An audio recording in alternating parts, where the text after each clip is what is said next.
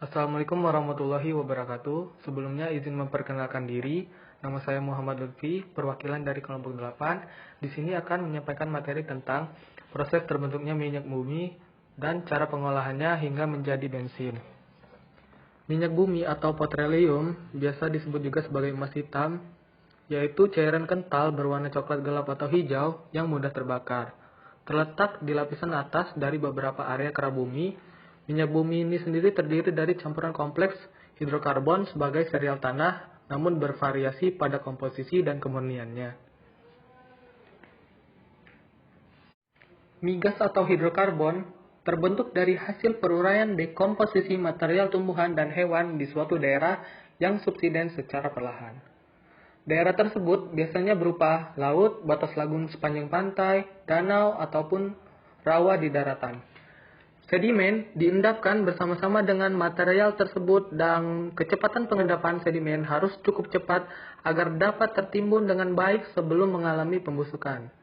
Pada kondisi tertentu, akumulasi hidrokarbon banyak ditemukan pada bagian laut dalam. Waktu terus berjalan secara geologi dan daerah pengendapan semakin terbenam ke bawah permukaan bumi. Material organik yang terbenam semakin dalam akan mengalami tekanan dan suhu yang semakin tinggi. Proses tersebut menimbulkan perubahan kimiawi dari material organik. Perubahan material ini merupakan cikal bakal terbentuk campuran bahan hidrokarbon yang komposisinya sangat kompleks, baik yang berupa cairan maupun gas. Pada umumnya, migas biasa diendapkan dalam batuan sedimen yang berpori baik dengan nilai porositas di kisaran 45%. Hidrokarbon akan terkumpul di ruang berpori batuan tersebut. Oleh karena tekanan dan gaya buoyancy, maka fluida tersebut bergerak di dalam batuan secara perlahan.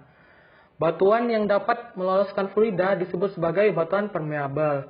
Permeabilitas batuan dapat memisahkan minyak, gas, dan air secara fisis dikarenakan perbedaan densitas minyak yang lebih ringan dibandingkan air, yang membuat minyak naik sampai permukaan sebagai rembesan, kemudian terperangkap pada suatu cebakan yang akan berhenti terakumulasi apabila cebakan tersebut sampai penuh. Selanjutnya adalah proses pengolahan minyak bumi, yang dimana dibagi menjadi dua. Yang pertama ada proses primary processing. Yang kedua ada proses secondary processing, yang dimana pada primary processing ini dilakukan destilasi bertingkat. Apa itu destilasi bertingkat? Yaitu pemisahan fraksi-fraksi minyak bumi berdasarkan perbedaan titik didih. Minyak bumi yang diambil dari sumur pengeboran yang warnanya masih hitam dimasukkan ke tangki crude oil storage di mana dipanaskan di suhu 500 derajat Celcius sehingga menghasilkan gas, dan pada fase gas minyak bumi tersebut dialirkan ke tangki atau ke tower destilasi. Yang tower destilasi tersebut terdiri dari beberapa suhu yang berbeda.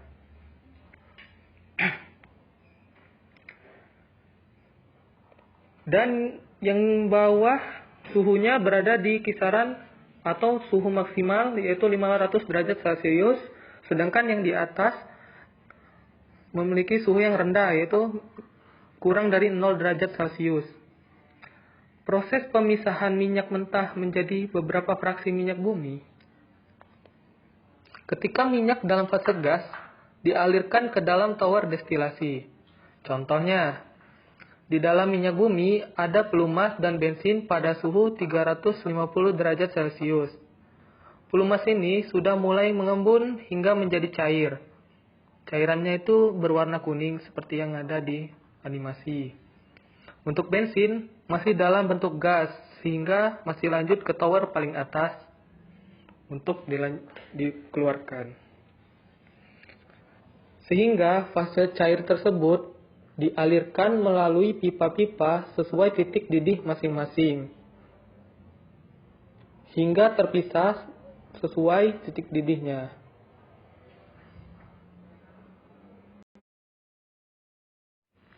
Kemudian pada proses secondary processing, di mana ada beberapa tahap yang harus dilakukan. Yang pertama, ada proses cracking atau perengkahan, yang dimana proses tersebut adalah pemecahan hidrokarbon molekul ukuran besar menjadi molekul ukuran yang lebih kecil. Yang kedua, ada reforming, yaitu mengubah struktur molekul fraksi yang mutunya jelek menjadi lebih baik. Yang ketiga, ada alkilasi, yaitu penambahan atom C pada suatu fraksi sehingga menjadi lebih panjang dan bercabang. Yang keempat, ada polimerisasi, yaitu penggabungan antara molekul-molekul kecil menjadi molekul-molekul yang lebih besar. Yang terakhir ada treating, yaitu proses pemurnian minyak bumi dengan mengeliminasi bahan pengotor yang terlibat dalam pengolahan. Hasil tersebut akan menghasilkan fraksi-fraksi dari hasil destilasi minyak bumi, yaitu berupa propen dan butana sebagai gas LPG.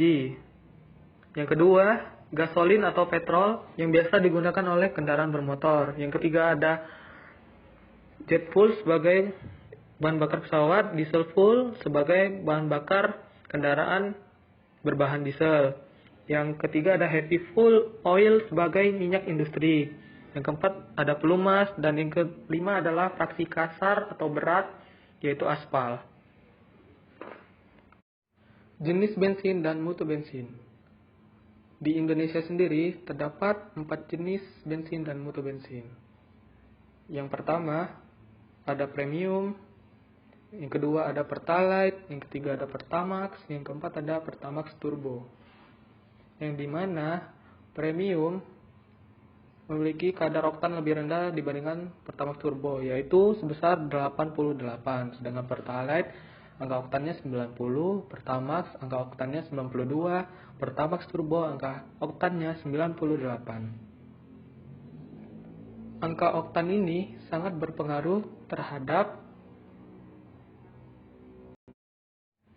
mutu bensin, yang dimana semakin tinggi angka oktan mutu bensin semakin baik, yang menyebabkan ketukan atau knocking mesin semakin kecil.